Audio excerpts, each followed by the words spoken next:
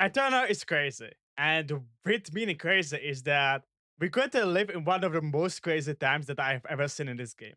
Not only we got in Eternal new champions that we never had before, right? Nilah, Janna, very powerful ones, as well like Volibear, that also found some deck. We also, all the decks that we were using last Eternal, like Invoke, Cosmical got nerfed, the Landmark got nerfed, Burden is 9 mana, Summer Action, Summer is basically unplayable, Epifana, Cosmical nerfed, and Time Match got nerfed. As well, we having open in less than a week. I'm gonna be honest with you, something that I never seen and one of the most craziest meta that nobody really knows what's good. And that's something that we're gonna look at today. I'm gonna list some things that kinda impress me when I play them, when I play against them, as well some things that impress me in the stats. So let's look at it. First deck first, and it is a deck that was kinda promised, a deck that probably caused TF to rotate, and a deck that is pretty strong. It already shows a big play rate and very good win rate, and that's Nilah TF. A deck that kind of depends on a lot of draw, and of course the draw that it gets is mostly by Second Temple, and TF into Second Temple is just crazy. You're able so often to level TF just on turn 6, but also usually on turn 6 you not only have TF leveled, but you have also leveled Nilah. But you don't really need her because you have a card that was used in meme decks in the past, and that's Runeterra. But thanks to the Sunken Temple, Runeterra just goes crazy. It's always fully activated on turn 6 if you have Temple on turn 5 into him. And just put up so much pressure, gives you so much tempo. And with the amount of cheap units that you have, especially things like Mariner that of course gonna cost 0 mana, or like things like Zonite Pushark that also able to put up so much pressure. And with the amount of the burn, you just kill your opponent very fast and very efficiently. Of course, this version, this deck kinda struggles into landmark destruction, so that's definitely the way how you can counter it. But even though if your opponent able to destroy the landmark, you can still, have things like Slipstream from Nilah, from Vikash, with TF, you're still able to level him very fastly.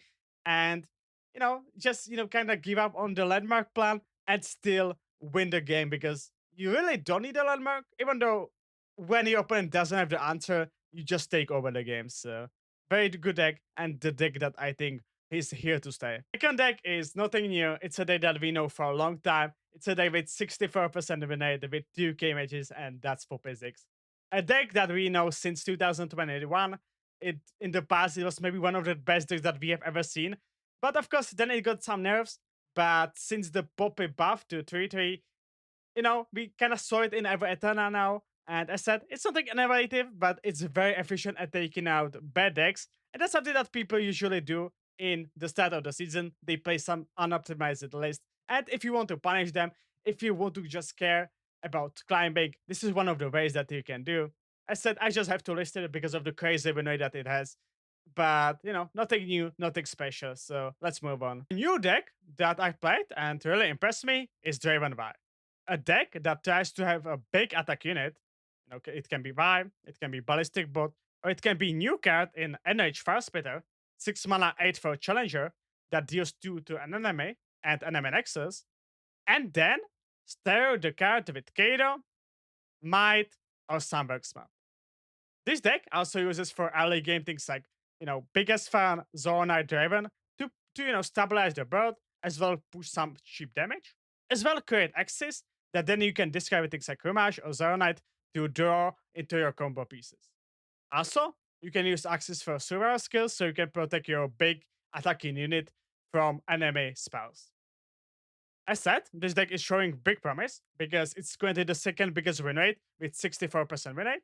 Of course, it's having kind of small play rate, so it might not be actually real stats, it might be kind of fake. But I played it and the deck was pretty good, so I wouldn't be surprised if this is one of the decks that is here to stay. Another deck that we know from the past, another deck that tends to show up every Eternal patch now, and a deck that benefit quite a lot since the last patch notes because, of course, Targon got much weaker and Targon tend to counter this deck.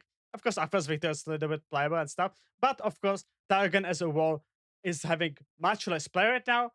And the deck that I'm, of course, talking about is Thresh Nasus, the classic self-kill early package into the Thresh, into the Nasus. Also, this deck got actually buff with Spirit Lich now having 2 health, So this deck is maybe feeling even a little bit better into some, pink, Python spooky stick decks. Deck is very good. Once again, I don't think there's much to add on other than just, kill your opponents with Nasus into Atrocity and with the showcase that this deck has currently 60% win rate, as well pretty good play rate. So once again, another deck that I think is here to stay and will be always a consideration for ladder as well for open. We had combo today, we had aggro today, and we had mid-range today. And I think that also means that we have to have control deck here today. And the deck that I saw today play, I was like maybe questioning it at the first, but then I was kind of impressed by it. It's a new Trundle Volibear with not FTR, but Varmada Skull. Of course, Varmada Skull costing now 11 mana.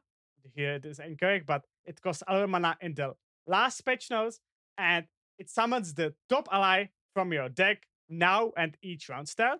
And the ability to play it one turn ally compared to FTR just makes a huge difference.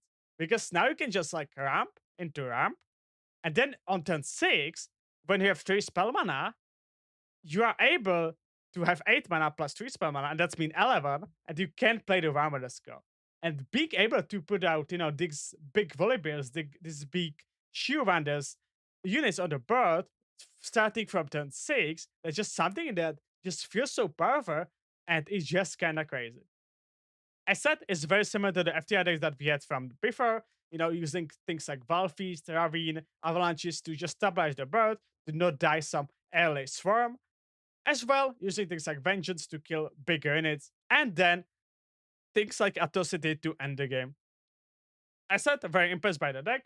Deck has currently like 57% win rate, and that's not bad at all, and it can be consideration if you meet some aggro decks, or for maybe tournament when you want to beat some specific decks. That is the meta now, but of course it's very early to say, and we really don't know what is good, There are a lot of decks that show promise, there's a lot of decks that just have fake win rate because the matchmaking still really doesn't work in Eternal, so that's something to definitely keep in mind.